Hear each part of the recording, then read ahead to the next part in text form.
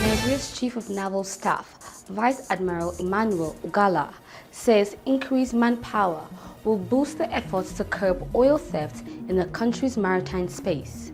Hi, welcome to What's Happening. These are our top 10 stories count today. At number 10, the United States mission in Nigeria has expressed sadness over the flood that struck Niger State last week, leaving at least 151 people dead and displacing more than 3,000 residents. In a statement released on Monday via its X, the U.S. mission conveyed condolences to the victims and praised the efforts of emergency responders. At number 9, tens of thousands of football fans packed the Champs-Élysées on Sunday to cheer the Paris Saint-Germain players and staff as they paraded the Champions League trophy in the French capital before a major celebration at their home stadium. The team came by bus directly from Roissy Airport after touching down from Munich, where they thrashed Inter Milan 5-0 in Saturday's finale. They were greeted along the route by scores of jubilant supporters.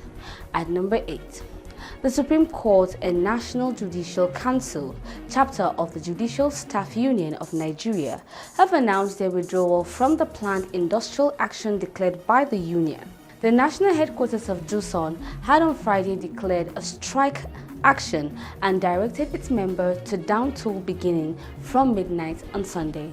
At number 7, the Lagos State government on Sunday announced plans to resume monthly sanitation exercises. The Commissioner for the Environment and Water Resources, Tokunbo Wahab, made this known after an inspection tour to Idi-Araba and Orile Gamu, Alabiragu, noting that all residents must make good sanitation practices a daily culture and way of life. At number 6, in a show of solidarity, a high-powered delegation from Ogun State, led by the Deputy Governor Noimot Salako Oyedele, arrived in Kano on Monday morning to commensurate with the state government in the grieving families of the 22 athletes who died in a road accident. Salako Oyedele conveyed the condolences of Governor Dakpo Abiodun and announced a donation of 1 million naira each to the families of the victim as initial support. At number 5, the federal government's revenue from the oil and gas sector was about 70% higher in February 2025 than they earned from the sector in February 2024.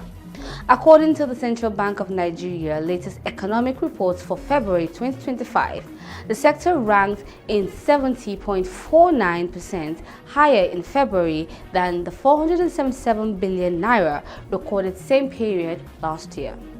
At number 4, 33 persons have been feared killed by suspected herdsmen in coordinated attack on Gwere West and Apa local government area of Benue State, leaving many residents missing as the affected communities begin head counts on Monday morning. At about 7 p.m. on Sunday, residents of Se and Swam in Naka town, the headquarters of Gwere West local government area, came under attack by suspected herdsmen, leaving 17 people dead and others fled for their lives. At number 3, the president of the Dangote Group, Aliko Dangote, has revealed that Nigerians currently pay just 55% of what others in the regions are paying for premium motor spirits, popularly known as Petrol.